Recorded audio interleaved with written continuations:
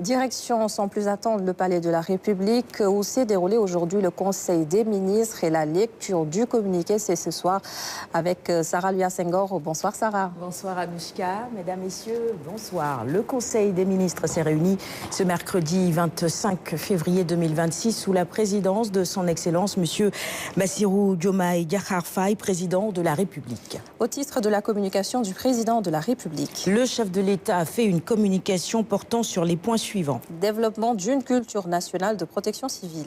Le président de la République constate tout d'abord une recrudescence et une multiplication des cas d'incendie, de feux de brousse, d'accidents de la route, d'effondrements de bâtiments et d'édifices et de noyades.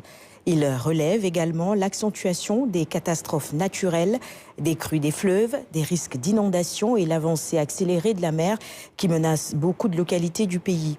Il exprime par ailleurs la compassion et la solidarité nationale aux populations du village de Touba-Tiarène, théâtre d'un violent incendie. Pour le chef de l'État, cette situation appelle à une transformation fondamentale des dispositifs de prévention et de protection civile. À cet effet, et en perspective de la célébration de la Journée internationale de la protection civile, le 1er mars, le chef de l'État demande au Premier ministre et au ministre de l'Intérieur et de la Sécurité publique de prendre les dispositions idoines pour la validation de la stratégie nationale de protection civile et de gestion des risques de catastrophe. Il indique également l'urgence d'assurer l'exécution optimale du plan de réalisation d'infrastructures et d'équipements de la Brigade nationale des sapeurs-pompiers.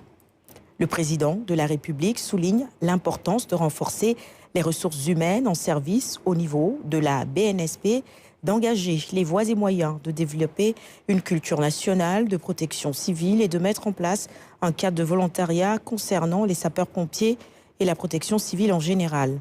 En outre, le chef de l'État insiste sur l'urgence de restructurer le dispositif national de gouvernance de la protection civile, notamment la commission supérieure, les commissions régionales, ainsi que les commissions auxiliaires de protection civile, et d'actualiser les plans nationaux de prévention et de gestion des risques et catastrophes, notamment le plan d'organisation des secours Orsec. Il instruit le ministre de l'Intérieur et de la Sécurité publique et le ministre de l'Urbanisme, des collectivités territoriales et de l'aménagement des territoires de réfléchir avec les acteurs publics et professionnels impliqués à la mise en place d'un centre national de prévention et de gestion des risques de catastrophe. Enfin, le président de la République demande au Premier ministre et au ministre de l'Intérieur et de la Sécurité publique d'engager le processus de création d'une structure nationale robuste de gouvernance stratégique de la protection civile avec des ressources humaines renforcées et des moyens adaptés. Amélioration durable de la mobilité urbaine et interurbaine. Le président de la République rappelle au gouvernement que la mobilité dans la sécurité des personnes et des biens est une priorité pour le projet, pour un Sénégal souverain, juste et prospère, et demeure un accélérateur du développement économique et social. Il insiste sur l'encadrement de la circulation des véhicules et l'amélioration de la sécurité routière. À cet égard, il demande au gouvernement de mettre en œuvre les mesures appropriées pour améliorer la mobilité interurbaine et urbaine, en ciblant notamment l'agglomération dakaroise, certaines villes, ainsi que les axes routiers signalés comme accidentogènes. Le président de la République rappelle l'importance d'accentuer la diversification des modes de transport des personnes et des biens entre les différentes régions, en veillant au développement du réseau ferroviaire et à l'amélioration de la qualité des systèmes de transport public. À ce titre, il demande au ministre des Transports terrestres et aériens de mener des concertations avec l'ensemble des parties prenantes en vue de la redéfinition des priorités et options des structures de transport public dans une logique de complémentarité, de renforcement du maillage national et d'optimisation des coûts d'exploitation et des tarifs clients. S'agissant des transporteurs privés et de leur association, le chef de l'État invite à une réflexion inclusive sur les modalités de modernisation du parc automobile et système de transport, en veillant à travers une réglementation revue et adaptée à la facilitation de la mobilité des personnes et des biens. Enfin, le président de la République demande au ministre des Transports et terrestres et aériens de renforcer le dialogue social avec les acteurs du secteur des transports et de proposer, avant la fin du mois de mai 2026, un nouveau dispositif concerté d'amélioration de la mobilité urbaine et interurbaine. Connaissance, préservation et valorisation du patrimoine historique national. Le président de la République fait observer que le Sénégal dispose d'un patrimoine national matériel et immatériel exceptionnel dont la valorisation contribue au développement économique et au rayonnement culturel international. À cet effet, il demande l'actualisation consensuelle avant la fin de l'année 2026 du répertoire et du classement des biens matériels et immatériels relevant du patrimoine historique et l'organisation d'un forum international sur le patrimoine historique du Sénégal en décembre 2026. En outre, le chef de l'État indique au gouvernement l'urgence de développer une stratégie d'élargissement et de préservation des sites, monuments historiques et biens nationaux classés, notamment au patrimoine mondial de l'UNESCO, et d'engager, avec l'implication d'experts réputés, les recherches nécessaires au retour effectif des biens culturels nationaux dans le patrimoine historique du Sénégal. Au titre de la communication du Premier ministre. Monsieur le Premier ministre a présenté sa communication sur les points suivants. Logement social. Le Premier ministre a souligné que dans le cadre de la mise en œuvre de l'agenda national de transformation Sénégal 2050, la filière du logement social constitue l'une des composantes à fort effet d'entraînement pour l'économie nationale, dont le développement permettra la mise en place d'un programme durable de logement, notamment social.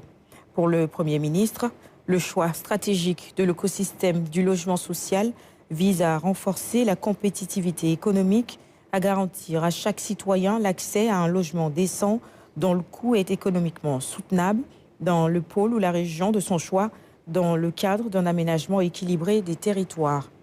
Le Premier ministre a fait le diagnostic du déficit de logement, notamment le déséquilibre structurel entre l'offre et la demande, l'urbanisation galopante et les inégalités d'accès aux logements et services urbains.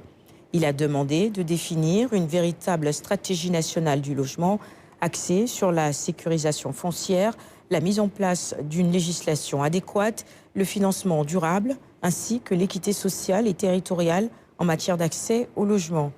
Cette stratégie, adossée à la nouvelle politique de logement, doit être opérationnalisée par la mise en œuvre d'un nouveau programme de logement fondé sur la diversité de l'offre, avec un modèle économique basé sur des mécanismes de financement et de commercialisation accessibles.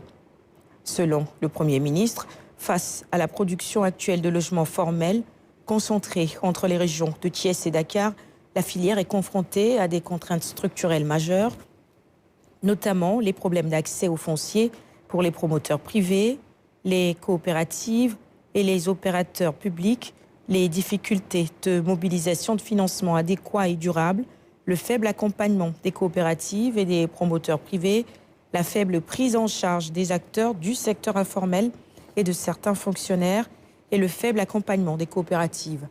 Dès lors, le Premier ministre insiste sur la nécessité d'identifier et de neutraliser les goulots comme l'accès au foncier, les lenteurs dans les démarches administratives et le modèle financier dominant fondé sur le crédit hypothécaire bancaire. Il a annoncé les réformes structurantes intitulées notamment le projet Les Cités de la Transformation. En outre, il a engagé le ministre de l'Urbanisme, des collectivités territoriales et de l'aménagement du territoire à élaborer le schéma d'aménagement et d'urbanisation du Grand Dakar et à accélérer le processus d'élaboration du plan d'aménagement intégré de la zone couvrant la nouvelle ville de Thiès, la ZAC de Thiès et le pôle urbain de Dagar-Olpa.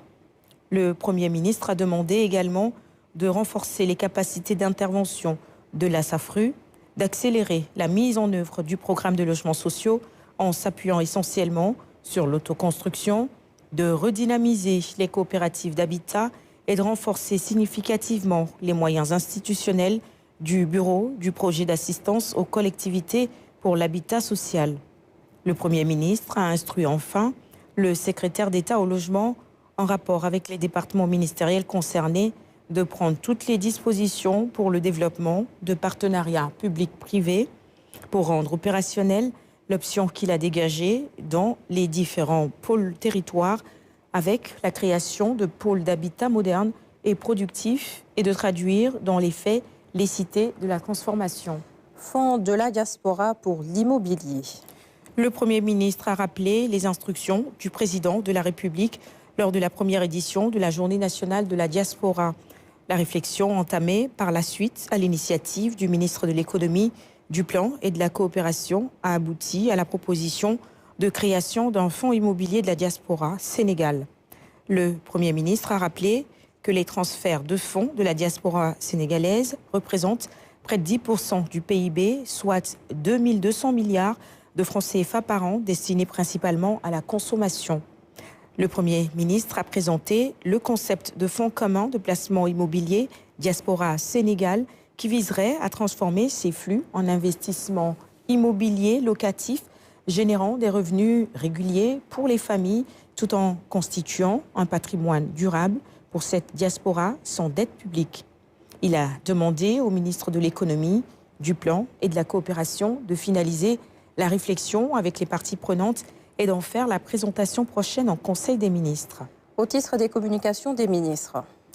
Le ministre de la Santé et de l'Hygiène publique a fait une communication sur le thème « La santé dans toutes les politiques, un impératif de réussir pour réussir la stratégie de prévention et de promotion de la santé ». Le ministre de la Jeunesse et des Sports a fait une communication sur le suivi de l'exécution des travaux engagés dans le cadre des Jeux olympiques de la jeunesse JOJ Dakar 2026. Et enfin, au titre des textes législatifs et réglementaires. Le Conseil a examiné et adopté le projet de décret portant création et fixant les règles d'organisation et de fonctionnement de l'Agence de régulation des marchés, ARM.